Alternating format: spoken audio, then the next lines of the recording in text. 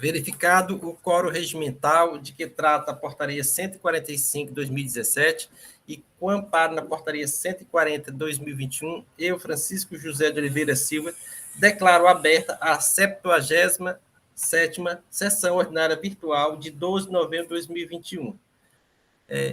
Inicialmente, indago aos seus conselheiros se fizeram a revisão das atas do dia 8 e 9 de novembro.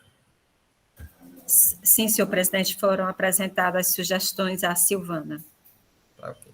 Então, a Silvana já incorporou as sugestões, né, Silvana? Sim, senhor presidente. Então, estão aprovadas as atas do dia 8 e 9. As demais estão pendentes. Indaga a Silvana se tem resolução para assinatura. Não, senhor presidente. Não havendo resolução, vamos passar para a ordem do dia. Vamos iniciar com o processo de recurso 1.3732/2013, aí 2013-14.630. Recorrente, Empresa Brasileira de Telecomunicações, Embratel, hoje Claro S.A., e recorrido, célula de julgamento por instância. Relator, doutor Leilson Oliveira Cunha. Está presente para fazer sustentação oral das razões recursais, doutora Maiara Calabró. E representando o Estado, doutor Rafael Barbosa. Com a palavra, o relator, doutor Leilson. Senhor presidente, senhores e senhoras conselheiros, senhor procurador, senhora secretária, senhora advogada aqui presente, passo a leitura do relatório, presidente. Esse auto de infração trata-se de crédito indevido em razão de cálculos tidos pela fiscalização como equivocados do coeficiente do CIAP. E, resultando do exercício de 2010, o créditos indevidos de ICMS no total de R$ 2.078.049,93, cobrando-se multa e imposto respectivamente nesse valor, tendo como dispositivo infringido o artigo 60, 9A do Decreto 24569/97, e penalidade no artigo 23, 2A da Lei 2.670/96. As folhas 6 e 7 dos autos descrevem a forma como se evidenciou a metodologia para o cálculo do crédito indevido. Interposta impugnação ao feito, as folhas 164 e 165, consta despacho da primeira autoridade julgadora singular, eu falo primeiro que houve a mudança, em razão de aposentadoria, elaborando, julgo singular, a célula de perícia e diligência, elaborando quesitos em face das alegações trazidas na peça impugnatória da autuada. Folhas números 214, 2018, 218, laudo para inicial, após os ajustes efetuados, conclui no cálculo do coeficiente pela inclusão no numerador do coeficiente de crédito, do numerador do coeficiente de crédito, dos valores das prestações de serviço originadas das chamadas através de cartões telefônicos e pré-pagos e de terminais de uso público, recebidos pelo contribuinte por meio de repasses, posto que tributados antecipadamente no fornecimento dos instrumentos de comunicação e não acata a inclusão no referido numerador as prestações referentes ao programa no âmbito do GESAC, que é um programa do governo eletrônico, Serviço de Atendimento ao Cidadão, criado pelo Decreto 29.197/2008, visto que foram tratadas corretamente como isentas pela fiscalização. Ainda, o perito relata que recompôs o saldo acumulado de créditos de entradas de 2006 a 2009, uma vez que o valor informado pelo contribuinte na coluna valores apropriados CIAP, utilizado pelo autuante como saldo anterior em dezembro de 2009, não corresponde ao ajuste CIF número 8/2007, chamado saldo acumulado no CIAP modelo C, usado na ação fiscal. Então, aqui, o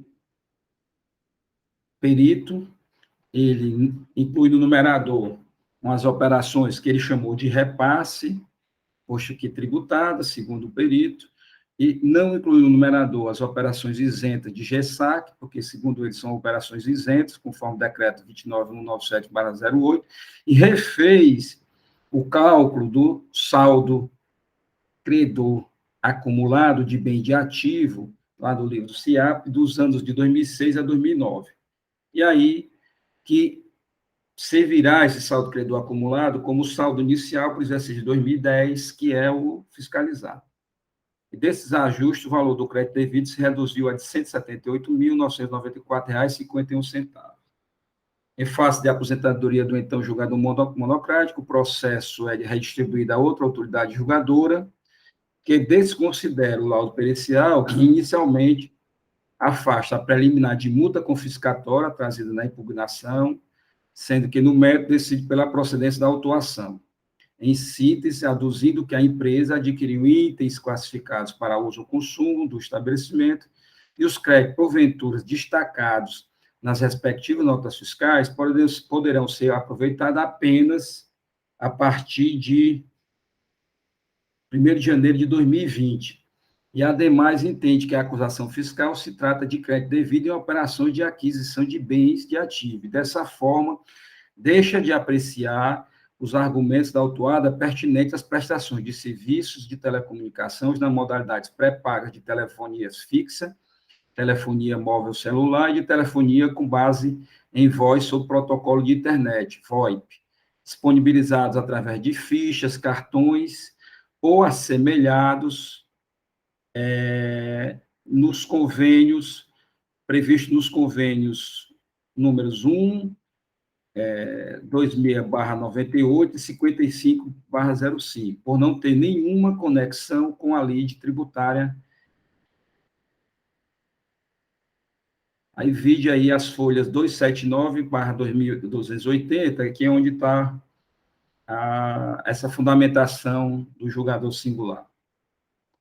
Resignado com o julgamento, o contribuinte interpôs recurso ordinário tempestivo, em síntese, expondo que a preliminar de nulidade da decisão monocrática, aliás, expondo preliminar de nulidade da decisão monocrática por referir-se a auto de infração diverso, visto que, embora na decisão conste a indicação do AI 2013-14630 e a partir da página 2, a referência é feita ao AI 2018-01274. Eu confesso que eu não vi isso que a parte alega. No julgamento, todas as folhas são numeradas com esse auto de infração 2013-14630, mas a parte vem com esse pedido de preliminar de nulidade da decisão, porque acha que foi apreciado, foi outro auto de infração. Também pede desconsideração da perícia, alega desconsideração da perícia realizada na decisão recorrida, sem apresentar qualquer argumento objetivo que justificasse seu entendimento pela desconsideração completa dos fatos, valores reapurados na perícia realizada no caso, simplesmente se alegando de forma genérica e vaga que os quesitos formulados não guardam relação com a matéria objeto dos autos, apesar de ter tido perícia, né? Houve a perícia, mas a recorrente traz essa alegação. A recorrente demonstrou que os valores a que chegou a fiscalização para entender pelo creditamento a maior decorreram da consideração das operações com cartões de pré-pagos, terminais de uso público e prestação no âmbito do GESAC, aquele programa do governo, como não tributadas, e ainda quanto a equívoco na consideração do saldo acumulado lançado em sua escrita contábil. Então, que esse é o cerne da discussão, é que a fiscalização excluiu do numerador as prestações, ele botou operações, mas, na verdade, não é prestações de serviço de telecomunicações com cartões pré-pagos, com terminais de uso público e prestações no âmbito do GESAC. Confesso que eu não vi de terminal de uso público, vi mais cartões pré-pagos. Como não tributadas, né? Excluiu porque o contribuinte tinha achado que era tributado e as colocou no numerador no cálculo coeficiente. Aqui, a fiscalização exclui também nos equívocos no cálculo do saldo acumulado lançado em sua escrita contábil. Ou seja, os cálculos que vi antes de 2010, né, que a fiscalização fez para chegar ao saldo inicial, digamos assim, acumulado do crédito ativo permanente do exercício de 2010. Então, esse é o cerne. A perícia realizada também alega que a perícia realizada, no caso, pôs fim às dúvidas quanto à constituição do crédito tributário lançado no auto de infração, de comprovar que foram inclusas nesse auto de infração operações que, pelas respectivas naturezas, não poderiam ter sido consideradas como isentas e ou não tributadas. O ICMS irá incidir sobre as receitas decorrentes das prestações originadas de cartões pré-pagos, quando da ativação dos seus créditos, ou seja, no momento do seu reconhecimento ou ativação pela empresa de telecomunicação, sendo, portanto, evidente o equívoco em classificar tais prestações como receitas isentas não tributadas. Aqui, já faço esclarecimento, que a parte alega que, nesse tipo de prestação de cartão pré-pago, qualquer empresa telefônica, né, TIM, Vivo, Claro, Oi, vende esses cartões, já se cobra o ICMS, e quem presta esse serviço, ou quem prestava à época esse serviço de telecomunicação era a Embratel. Então, a Claro, Oi, TIM, Vivo, etc., vendia os cartões pré-pagos, mas quem prestava o serviço de telecomunicação era a Embratel. Só que quem fazia a cobrança do ICMS é na hora da venda dos cartões pré-pagos. Então, por isso que a fiscalização retira do cálculo, porque ela foi tributada lá pela TIM, pela Claro, pela Vivo, quando a Embratel enviava a nota fiscal de serviço de telecomunicações prestado por ela, aquele consumidor final, ela não cobra o ICMS, porque o ICMS já foi cobrado pela TIM, pela Claro, pela Vivo, quando na venda desses produtos. Então, ela não cobra esse ICMS. Então, essas notas fiscais, em razão de não haver destaque, não ser tributada essas operações, é que a fiscalização as retirou do numerador do coeficiente. Essa é a forma como opera-se essa prestação, né?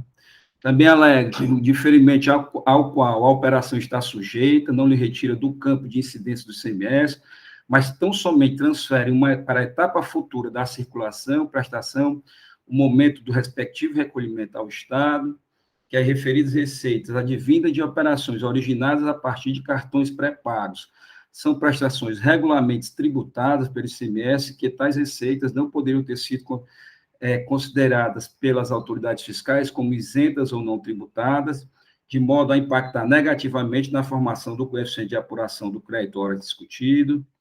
Também diz que deve ser provido o presente recurso para que sejam considerados como regularmente tributadas as prestações de serviços de telecomunicações originadas a partir da utilização de cartões pré-pagos e terminais de uso público, na forma do quanto reconhecido pela perícia realizada no caso. Diz que o decreto 29.197/08, amparada no convênio CMS 141/2007, garante a manutenção dos créditos decorrentes das prestações de serviços feitas no bojo do programa denominado GESAC, né, que é aquele programa de serviço criado pelo governo do Estado.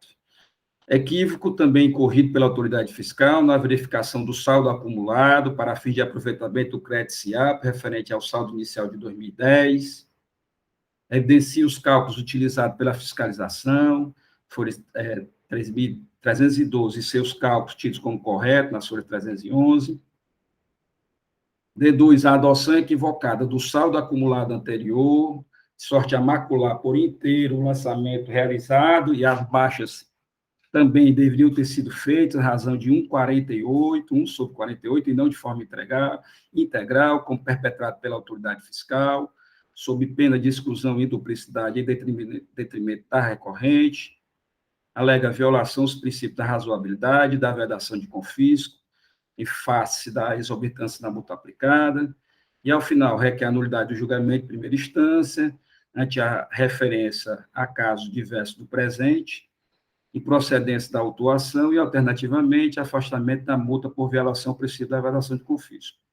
A assessoria processual tributária pugna pela parcial procedência conforme lado pericial, afastando o pedido de nulidade da decisão singular. O que o laudo pericial fez foi recolocar no numerador aquelas operações de cartões operações não, prestações de cartões pré-pagos e TUP, né, Terminal de Utilidade Pública, e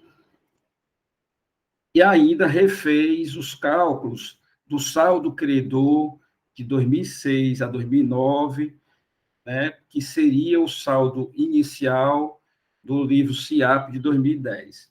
Ela não aceitou que as operações isentas, a perícia não incluiu no numerador as operações isentas, porque, como se diz, as operações são isentas, então não estão alcançadas por aquilo que o coeficiente diz, que deve ser saídas tributadas mais exportações. Por isso que ela não inclui as isenções no cálculo do numerador. Presidente, em síntese, esse é o relato e mais à frente, nos debates, a gente pode esclarecer mais alguma coisa.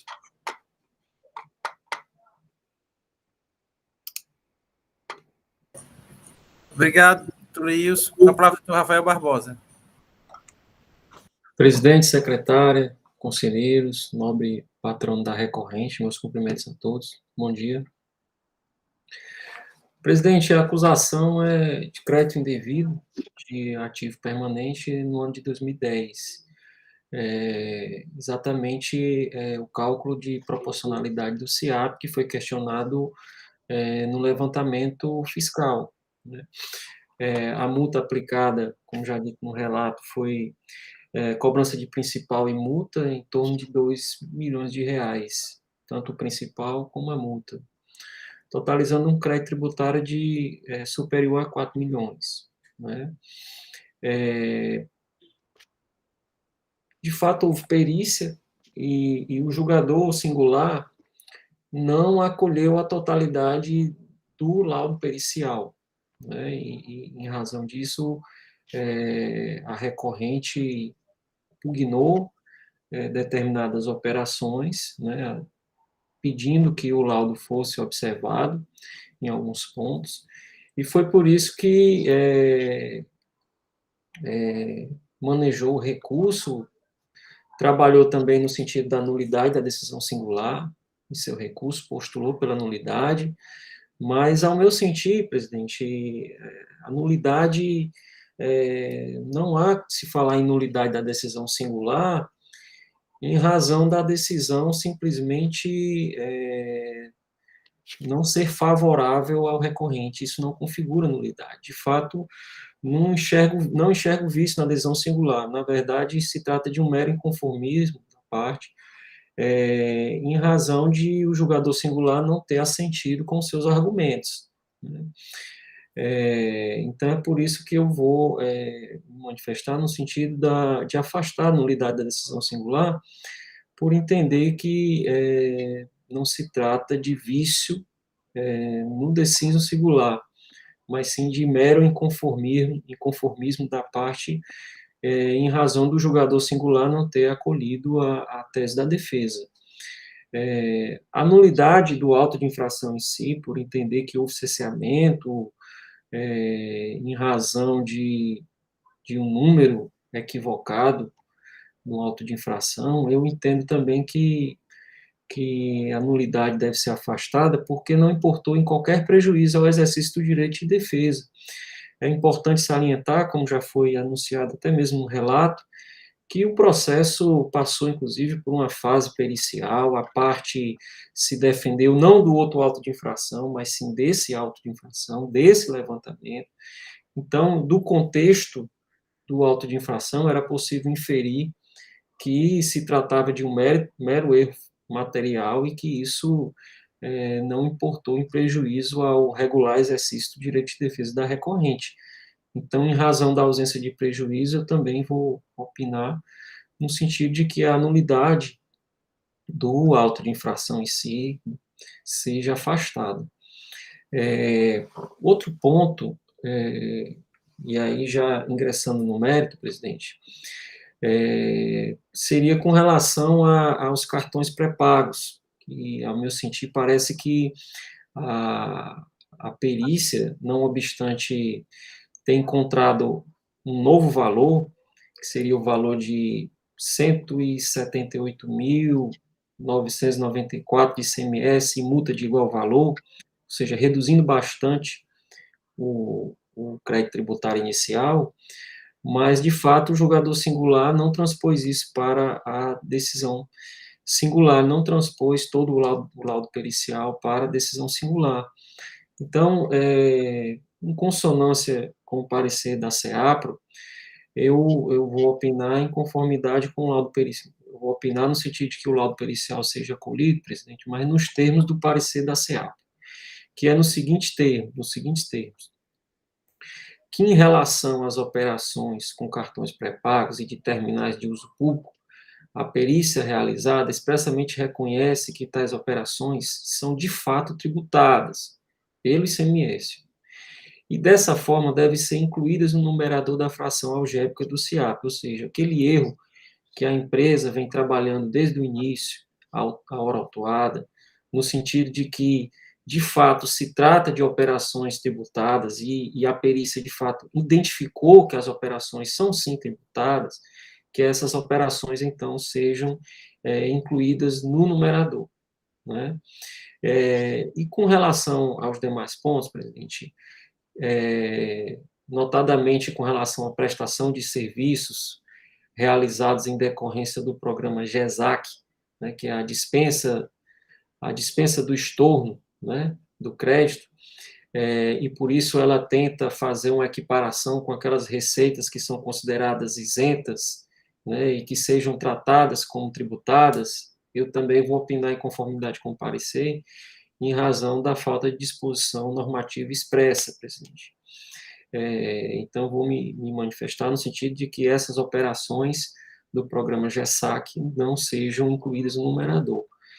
Outro ponto, que seria em relação ao equívoco do saldo acumulado, e a empresa pede que seja corrigido, uma vez que o valor informado pelo contribuinte na coluna valores apropriado SIAP, utilizado pelo autuante como saldo anterior, em dezembro de 2009, não corresponde ao ajuste CINF no número 8/97, chamado de saldo acumulado no SIAP, modelo C, usado na ação fiscal, conforme a perícia. Então, presidente, eu vou opinar no sentido de que o recurso seja dado parcial provimento, em conformidade com o laudo pericial, afastando o caráter confiscatório da multa.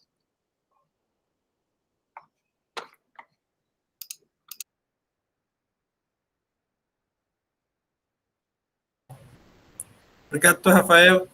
Dando seguimento aqui ao processo, a palavra está franqueada à doutora Maiara Calabró. Bom dia, senhor presidente. Bom dia, senhores julgadores, representantes da Fazenda. Eu acho que o processo aqui, né, a discussão já foi muito bem relatada. Eu só quero aqui acrescentar alguns pontos. Além do acolhimento, né, que o representante da Fazenda ele manifestou, né, pelo acolhimento do laudo pericial, eu quero ressaltar aqui que a questão da nulidade que a gente pediu em relação à numeração equivocada foi resolvida, porque depois a empresa foi intimada de uma nova decisão. Mas, ainda assim, a gente pugna pela nulidade da decisão de primeira instância, eis que o julgador, ele, ainda que reconheça que foi feita uma análise profunda quanto aos quesitos elencados pela empresa no laudo pericial, ele desconsidera totalmente o laudo pericial pelo simples argumento que diz que a discussão nos autos está adstrita ao creditamento indevido nas operações de aquisições de bens destinados ao ativo permanente da empresa. A autoridade de primeira instância, ela simplesmente desconsidera o artigo 20 da Lei Complementar 87 de 1996, que prevê que o saldo acumulado da empresa ele seja compensado, né, de acordo com as saídas tributadas que a empresa dá naquele mês. Então, assim, ele diz que os quesitos apresentados pela empresa, né, ele fala assim, uma passagem, uma verdadeira aberração essas quesitações. Ele diz que a discussão de cartão pré-pago e o sistema de saque em nada tem a ver com com essa questão do creditamento, o que a gente também impugna, né? Porque o saldo, ele é composto, né, pelas aquisições dos bens ativos que a empresa o saldo ele é composto pelas aquisições de bens destinados ao ativo permanente, mas como a empresa vai se creditar mensalmente, tem que ser feito um cálculo pelo coeficiente, que se dá que é a fração algébrica, que são as saídas tributadas pelas saídas totais. E é nessa questão que entra a discussão do cartão pré-pago e do sistema GESAC, que o doutor perito fiscal, ele considerou, né, no numerador, as saídas de cartões pré-pagos, uma vez que tributadas, e já que tributadas, tem que constar no numerador, que é isso que a defesa defende. E em questão aos serviços prestados no âmbito GESAC, a defesa alega que, em que pese sejam consideradas isentas, como a legislação ela prevê que a empresa tem direito de se creditar dessas operações, essas prestações prestadas no âmbito do serviço de GESAC, a empresa defende que deva ser incluída no numerador justamente por conta disso. Se a legislação defende que a empresa permite que a empresa pode se creditar dessas operações, então elas têm que compor no cálculo do coeficiente de forma a impactar positivamente o saldo da empresa. Além dessas duas discussões, a terceira discussão em voga também é o saldo, que foi todo refeito pela perícia, né, de forma que a doutora autoridade fiscal ela contesta que teve erro, né, na recomposição do cálculo, o que também foi totalmente desconsiderado pela autoridade de primeira instância. Ela em nenhum momento sequer entra no mérito da composição do saldo, ela simplesmente só bate na tecla de que a discussão da LIDE ela gira em torno do creditamento decorrente de bens decorrente da aquisição do bem para os bens ativos permanentes.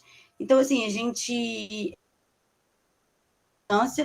tendo em vista que ela não entra na questão da composição do coeficiente de SIAP, que afeta, sim, o saldo que a empresa tem direito a se creditar no mês, e também não entra no mérito da composição do saldo, apesar de reconhecer que o laudo pericial foi muito bem feito, né, que foi feita uma análise profunda do que a empresa coloca em discussão. É isso, obrigado pela oportunidade da sustentação. Obrigado, doutora Maiara. Senhores conselheiros, o processo está em discussão.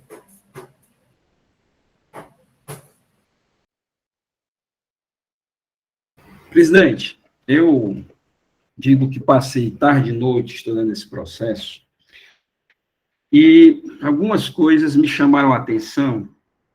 Eu vou começar primeiro a respeito da decisão de primeira instância. De início, também pensava que poderia ser o caso de nulidade dessa decisão de primeira instância. Mas por que eu penso que não é o caso? É que a compreensão que o segundo julgador teve, por isso que ele desconsiderou o laudo pericial, é de que esses bens que foram adquiridos era para bens de uso e consumo, não era para bem de ativo. E, sendo assim, não caberia se falar de crédito de ativo permanente, já que, à época, só poderia ser creditado ter crédito dessas operações de aquisições a partir de 2020. Então, esse é um fundamento, primeiro fundamento que ele utiliza para não aceitar, não só o laudo pericial, como também os argumentos da parte, né? O segundo aspecto que ele coloca em consideração, e aí até é equivocado esse entendimento dele, é dizendo que essas operações de cartão pré-pago, né, em que o momento do fato gerador é lá na venda do cartão pela empresa de telecomunicação que não a Embratel, ele deduz que não vai ter influência alguma, não teria influência alguma em relação ao crédito do ativo permanente, que, segundo ele, esses bens são de uso e consumo. Na verdade, ele poderia até ter ficado só com a ideia de que essas operações, essas prestações, ou, melhor dizendo, a operação de aquisição desses bens seria de bem de uso e consumo, como ele disse. Então, ele acha muito isso. E não falar que não, que não tem influência, que efetivamente, se for bem de ativo permanente, essas operações, essas prestações de serviços que são prestadas pela Embratel as outras empresas de telecomunicações, poderá influenciar no cálculo do coeficiente. Então, eu acho que o equívoco dele foi dizer que não tem influência. Mas eu entendo que ele desconsiderou todo o laudo pericial, ele desconsiderou toda a compreensão que havia tido pelo julgador de primeira instância anterior para mandar para a perícia, no sentido de que, segundo ele, essas operações, esses bens eram bens de uso e consumo, então não resultaria em crédito. Então, não vejo como também anular. O segundo aspecto é que, no julgamento, na peça do julgamento, em nenhum momento há alusão a esse auto de infração trazida pela parte. Todas as folhas do julgamento estão numeradas com o auto de infração correto, por isso que eu não entendi essa preliminar de nulidade da parte, né? Fui verificar, então, todas as folhas, e ele em nenhum momento faz menção a esse auto de infração trazido pela parte, salvo se anteriormente tiver acontecido e foi refeita, chamado feita a ordem, que não está noticiado do processo, né, a mudança da numeração do auto de infração, mas também não vejo por que também se anular a decisão de primeira instância. Então, de fato, eu já afasto essas pretensões. O segundo aspecto era de que eu também estava tendente a aderir ao laudo pericial. Eu concordo com o laudo pericial em duas coisas. Primeiro, o refazimento dos saldos credores, que, no caso dessas telecomunicações, o crédito SIAP delas é diferente e foi feito de outra forma. Então, o perito fez esse cálculo, recalculou desde 2006 a 2009, trazendo para 2010 o saldo inicial do crédito, o saldo acumulado, né, do crédito de ativo permanente, já sobre a previsão do crédito do livro C do SIAP, né, que é das telecomunicações. Então, ele corrigiu isso. Então, está perfeito, eu também concordo com esse detalhe, com esse argumento da parte, esse equívoco foi sanado. Também concordo com o laudo pericial, no sentido de não se colocar no numerador as operações isentas, porque a própria Lei Candir vem lá da Lei Candir, que no crédito do cálculo do coeficiente do SIAP, o numerador só pode ter saídas tributadas e as exportações, ou seja, ele unicamente só equiparou as saídas tributadas às operações ou prestações de exportação. Isso é um dispositivo que vem na Lei Candir, que passa para a Lei 2.670 e vem para o regulamento do ICMS. Então, também, e é muito claro, essas operações são isentas, né? Essas prestações são isentas, melhor dizendo. Elas não poderiam constar no numerador. Também concordo com o perito nesse sentido. Agora, depois de muito refletir, de muito ler isso, lá pelas 10 horas da noite, eu comecei a discordar da exclusão operada pelo perito dessas prestações de serviços de telefonia, de cartões pré-pago e da TUP, Terminal de Uso Público. E por quê? O equívoco foi feito pelo perito no seu laudo pericial. O perito parte do pressuposto de que, primeiro a gente tem que ter ciente qual é o momento da ocorrência do fato gerador, nesse tipo de prestação. O artigo 3º, parágrafo 2º do decreto 24569, que vem lá da Lei 2.670, ele evidencia de forma muito clara que o momento do fato gerador, nesse tipo de prestação de serviço, é na venda pela empresa de telecomunicação, que não a prestadora do serviço. Então, ali ocorreu o fato gerador. Então, a TIM, a Vivo, a Oi, a Claro, todas essas que vendem esses cartões pré-pagos, quando vendem esses cartões pré-pagos, elas emitem a nota fiscal e há o débito do ICMS ali. A partir daí, não há mais falar em débito, porque senão seria bis in idem. Ou seja, então, quando o usuário eu vou comprar um cartão pré-pago, chego na Oi, compro ou numa banca de revista, onde tem lá o cartão pré-pago da Oi. Eu compro esse cartão pré-pago. Emite uma nota fiscal, vem o destaque do ICMS. Pronto. Já paguei o ICMS ali. Eu, consumidor, e o contribuinte já tem a responsabilidade de recolher o ICMS daquela operação. No segundo momento, quando eu utilizo esse cartão, é que a Embratel presta o serviço. Então, se a Embratel presta o serviço para mim, quando, para mim, ela vai cobrar um serviço que ela prestou para outra tele, né? Nesse momento que ela cobra, ela emite uma nota fiscal, cobrando o serviço, e não é só meramente repasse financeiro, como diz o perito, um grave equívoco do perito, vou falar em repasse, na verdade, não. Na verdade, é acobertamento da prestação de serviço de telecomunicação que a Embratel fez para as outras telecomunicações, e ela materializa isso com uma nota fiscal. Ela emite uma nota fiscal contra as empresas destinadas às outras teles, cobrando por esse serviço de telecomunicação. Não há incidência aí do imposto, porque já foi cobrado no momento do fato gerador, que é quando as teles vendem os cartões. Ou seja, essa operação é não tributada, essa prestação é não tributada. É a nota fiscal que a Embratel, não há que se falar em adiamento do pagamento de imposto, porque não tem imposto, não há que se falar em diferimento do pagamento do imposto, porque não tem mais imposto. O imposto foi cobrado, o momento da cobrança do imposto foi quando as outras teles venderam o cartão pré-pago. Ali se pagou.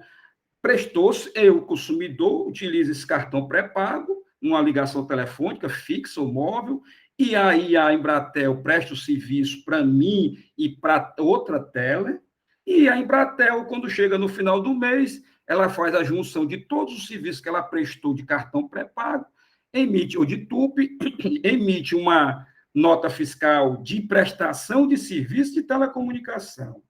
A Oi, a Claro, a TIM, a Vivo, etc., e não cobra mais imposto. Por que não cobra mais imposto? Porque o momento da ocorrência do fato gerador foi anterior, lá na venda do cartão pré-pago, conforme prescrito na legislação.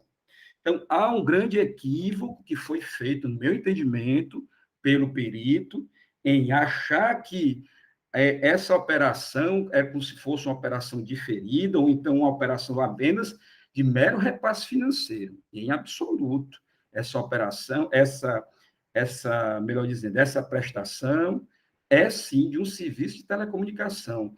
E ela é emitida, e ela se concretiza a partir do momento em que em termos tributários, melhor dizendo, se concretiza em termos tributários, a partir do momento em que há a emissão pela Embratel da nota fiscal contra as outras empresas tele que venderam aqueles cartões pré-pagos. Se essa operação é tributada ou não tributada, é um dispositivo da relação que diz que essa prestação não é tributada mais. Por que não é tributada mais? Porque já foi pago lá, na venda do cartão pré-pago. Então, presidente, e senhores colegas, senhor advogado, senhor procurador, eu entendo que elaborou em equívoco a perícia e, depois de muito ler sobre isso, eu entendo que essas prestações devem ser, sim, excluídas do numerador, porque elas não são tributadas. Não são tributadas. E aí não é questão de diferimento, não há legislação de diferimento sobre isso, não há questão de adiamento, pelo contrário, nem que se pode falar, a prestação do serviço de transporte pela Embratel é anterior à emissão da nota fiscal dela contra essas empresas, né, do serviço que ela prestou. Então, nesse sentido, eu preparei uma planilha, presidente, já fiz a planilha, levando em consideração essas prestações no numerador, só a diferença minha em relação ao perito é somente isso, então, parto da planilha dele e recalculo os coeficientes, levando em consideração essas prestações não tributadas, né, excluindo-as do numerador, a partir da planilha que ele fez de inclusão, e recalculei o crédito indevido. E eu posso até compartilhar, e orçou, presidente, em torno de R$ 571 mil o valor do crédito indevido dos cálculos que eu elaborei, que vou tentar compartilhar aqui com a ajuda da doutora Elineide, todos esses cálculos. Apresentar a tela inteira, uma janela, doutora Elineide? Onde é que eu... Tela inteira, doutora. Tela inteira fica melhor. Tela inteira. O senhor não fica visualizando a gente, certo? Eu não estou visualizando nem que está aberto. Aí, Está aparecendo? abre Não, primeiro não. o arquivo, certo? O Não, arquivo. está aqui o arquivo.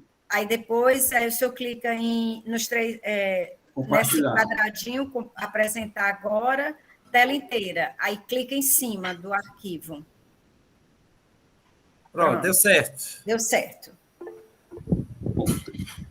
Aí eu apresento o coeficiente, excluindo as operações, né, as prestações não tributadas dos cartões pré-pagos. E aí, esses valores que estão na primeira coluna A são valores transportados lá da planilha do laudo pericial, de folha 226. As saídas totais, né, que está na coluna B, são também valores transportados da planilha do laudo pericial, de folha 223. Aí calcula o coeficiente 0,78. Esse coeficiente aqui, todos eles vão estar diferentes dos coeficientes calculados pela perícia. E aí eu calculo o crédito apropriado, onde eu tenho o saldo acumulado, trago o saldo de janeiro de 2010, ao saldo acumulado que foi refeito pela perícia. Por isso que eu digo, observação 3, valor da coluna D transportado da planilha do laudo pericial folha 223.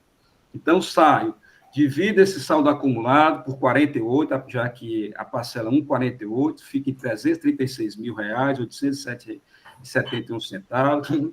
O crédito a apropriar é este valor versus o coeficiente, aqueles que a gente calculou aqui em cima. Então, trago esses coeficientes para cá, né? E resulta nesses valores aqui.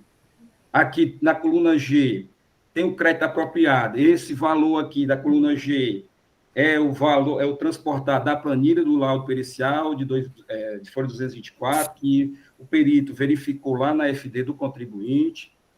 Os estornos de crédito, né, de ativo permanente que está no CIAP, também eu transportei da planilha, né, os valores da coluna H, transportado da planilha do laudo pericial de folha 224, então, aos estornos, e o crédito líquido apropriado, que era o crédito apropriado que está na FD pelo contribuinte, menos os estornos. Então, temos aqui esse crédito líquido que foi apropriado pelo contribuinte, dessas operações de ativo permanente.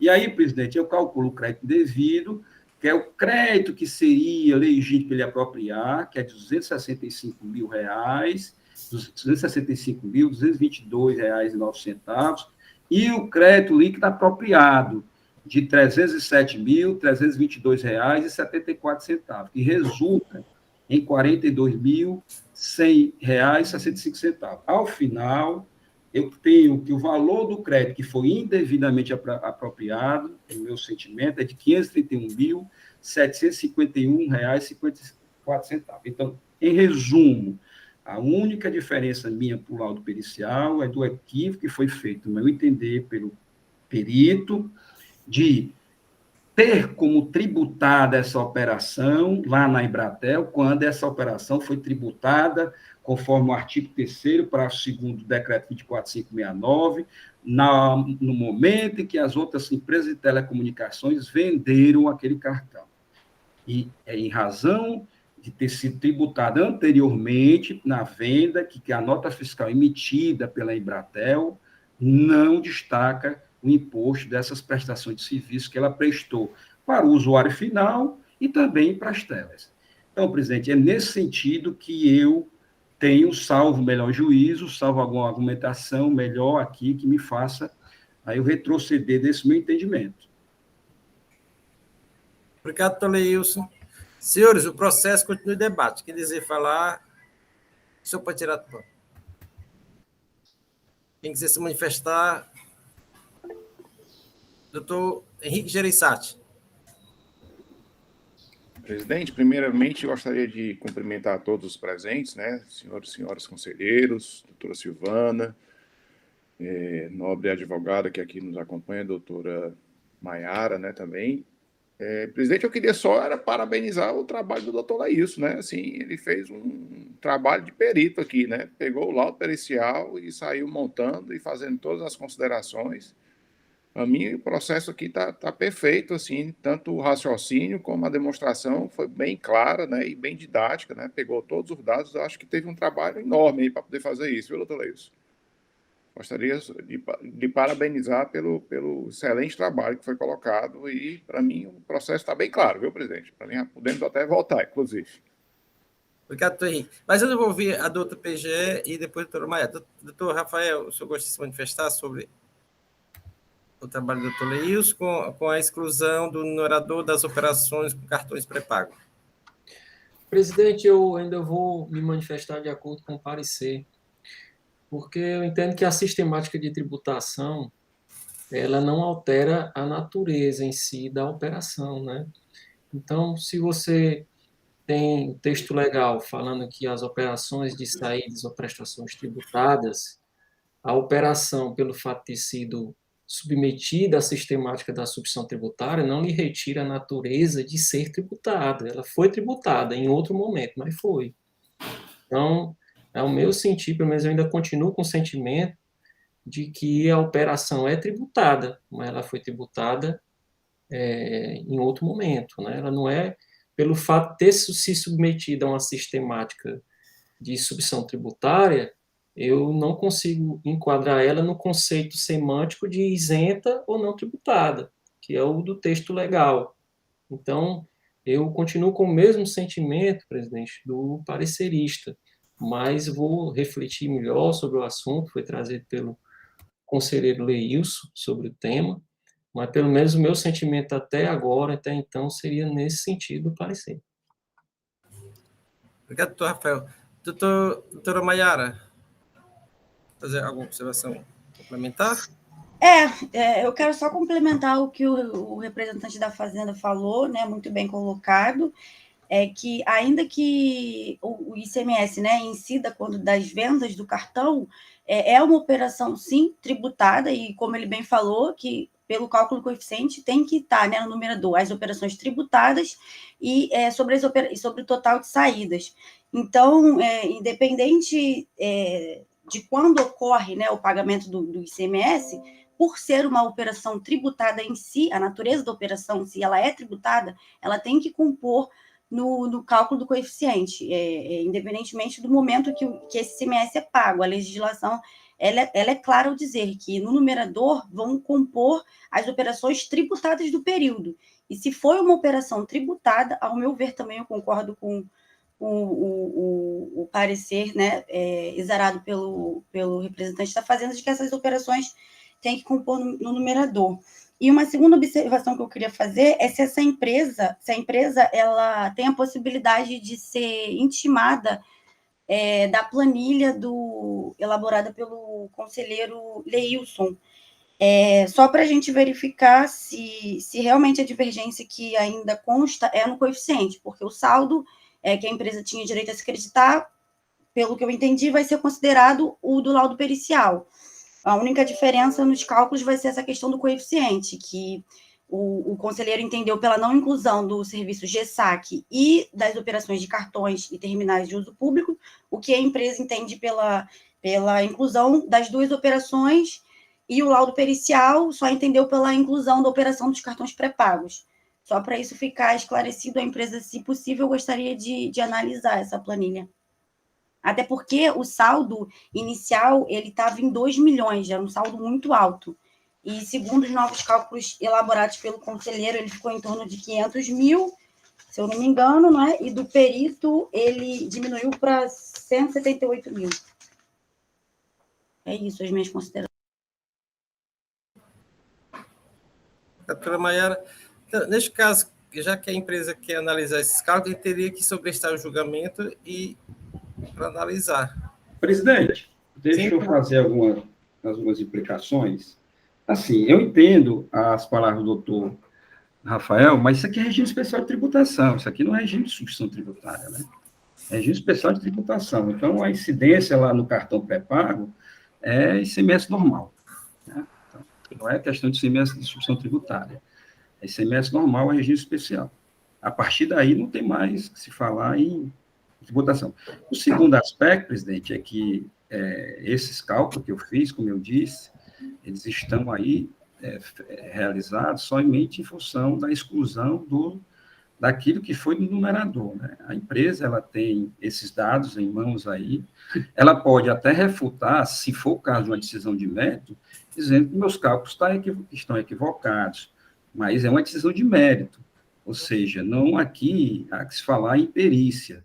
Ela teria acesso, se fosse disponibilizado com a perícia, e após ser periciado, o perito apresentar esses dados à empresa. Aí sim, mas aqui é decisão de mérito, apenas excluir do numerador aquelas operações que estão lá no laudo pericial, muito bem identificado, onde eu identifiquei as folhas 224. E aí, no mérito, parcial procedência, se fosse o caso, a empresa diria, olha, houve um equívoco, entra com recurso, e o recurso é aceito para demonstrar esse equívoco.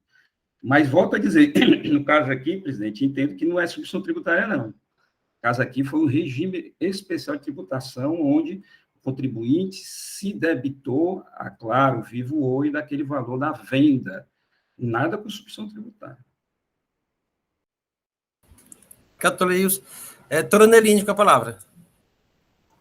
Bom dia a todos novamente. Presidente, eu teria só uma sugestão, né? Eu penso que, como o próprio conselheiro Leilson tratou agora, por ser uma questão de mérito sobre exclusão ou não dessas operações, para otimizar, né, o julgamento do processo, nós poderíamos, vencidas as preliminares, votar pela exclusão ou não dessas operações, e aí, conforme o andamento, se houver, né, o encaminhamento pela exclusão, eu penso que seria viável conceder um prazo de pelo menos 10 dias para que a parte pudesse analisar e se manifestar, como já foi feito em outros casos.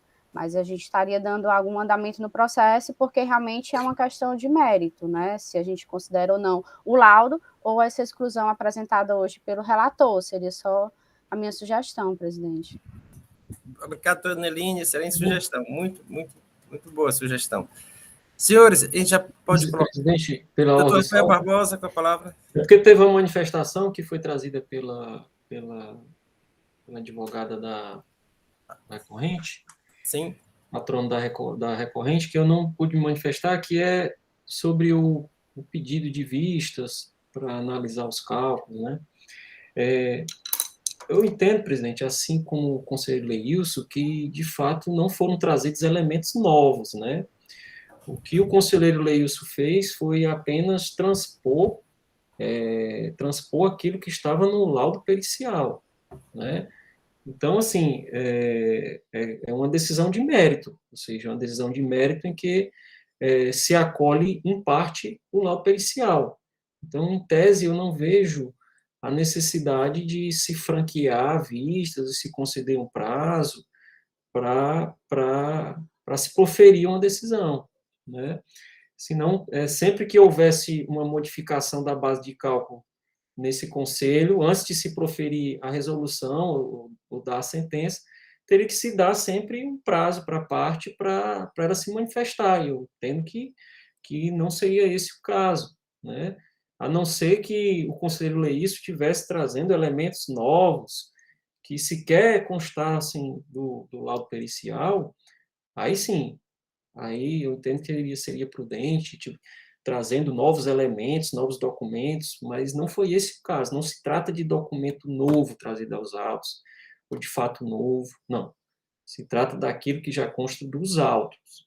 Então, é por isso que eu também me manifesto contrário a esse pedido de vista. Obrigado, doutor Rafael. Doutora Lourdes, com a palavra. Obrigada, presidente. Um bom dia a todos. Apenas para registrar aqui o meu entendimento com relação à abertura ou não de prazo, eu comungo da opinião do ilustre representante da Procuradoria, doutor Rafael, e do conselheiro relator, doutor Franzé, apenas para expressar meu entendimento quanto a esse ponto. Obrigada. Obrigado, doutora Lourdes. Em fase de manifestações, como bem asseverou o doutor Leilson, que é mérito, o doutor Rafael também, eu vejo realmente que é mérito, e se está questionando se deve ser incluído ou não, pode ser objeto até de outro recurso que pode ser manejado para a Câmara Superior, no caso. Realmente, não é fato novo, é só questão de mérito, se deve ou não as operações com GESAC compor ou não o numerador do coeficiente para fins de cálculo do crédito SIAP. Realmente, nesse aspecto, a priori eu entendia que era possível, mas em face dessas manifestações, entendo que essa medida não se faz necessária, até porque essa decisão pode ser agravada com recurso próprio. Voltando aqui, os senhores querem mais discussão? Já podemos colocar em votação? Então, vamos colocar em votação. Tem as questões preliminares que eu vou colocar na ordem que foram suscitadas. A primeira é a nulidade do processo, porque o processo se refere à numeração a outro processo. Com relação a essa questão, como vota o relator, doutor Leilson? Presidente, afasto porque, pelo que eu vi, não existe essa confusão de numeração. Doutora Neline? Com o relator, presidente. Doutora Jusileide? Com o relator, presidente. Doutora Lourdes? Acompanho o relator, presidente. Doutora Elineide? Com o relator, senhor presidente. Doutor Henrique? Acompanho o relator, senhor presidente. Então, afastada a primeira nulidade suscitada. A segunda nulidade é da decisão singular porque rejeitou o laudo pericial. Doutor Leilson? Presidente, afasta até porque o próprio julgador entende que isso aí são matérias de uso e consumo, e não de crédito ativo permanente. Então, afasta, cumpro em cima desse argumento dele. Afasta, presidente. Doutor Leilson. Doutora Aneline? Com o relator, presidente. Doutora Jusileide? Com o relator, presidente. Doutora Lourdes? Com o relator. Doutora Elineide? Doutora Neide? Com o relator. Doutor Henrique? Acompanho o relator, senhor presidente. A questão da multa confiscatória, doutor Leilson. Presidente, afasto nos termos da súmula 11 do artigo 48, parágrafo 4º. Doutora Neline? Com o relator. Doutora Jusileide? Com o relator, presidente. Doutora Lourdes? Com o relator, presidente. Doutora Elineide? Com o relator. Doutor Henrique? Acompanho o relator, senhor presidente. Então, afastado também essa questão da multa confiscatória. Agora, no mérito, como vota o relator? Com as vendas dos que entendem contrário, eu conheço do recurso para declarar a parcial procedência, refazendo-se o laudo pericial para a inclusão das prestações de serviços de cartões pré-pagos e TUP no numerador, os quais importaram em redução do valor originário da autuação, né, de 2 milhões e um quebrado para os 570 e poucos mil reais, 531.751 reais, 54 centavos, conforme a planilha elaborada por este relator. Doutora Aneline? Presidente, eu abro a divergência, conforme o entendimento aqui, bem traçado no lado pericial, no parágrafo que ele trata sobre o assunto, e já aqui explicado, né, trazido as discussões pelo doutor procurador, eu voto pelo parcial procedência de acordo com o laudo pericial e o parecer da assessoria tributária. Doutora Jusileide? Eu voto com primeira divergência, senhor presidente. Doutora Lourdes? Acompanho o primeiro voto divergente, presidente. Doutora Elineide? Com o relator. Doutor Henrique? Acompanho o relator, senhor presidente.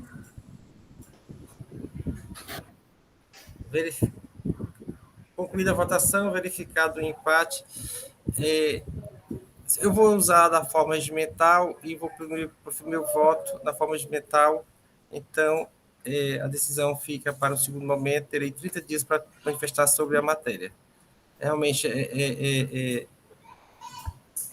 confesso que no passado acho que já se manifestava favorável à decisão contida no laudo inicial, mas os argumentos do doutor Leil são bastante contundentes. Eu vou me aprofundar mais na matéria e depois profiro o voto.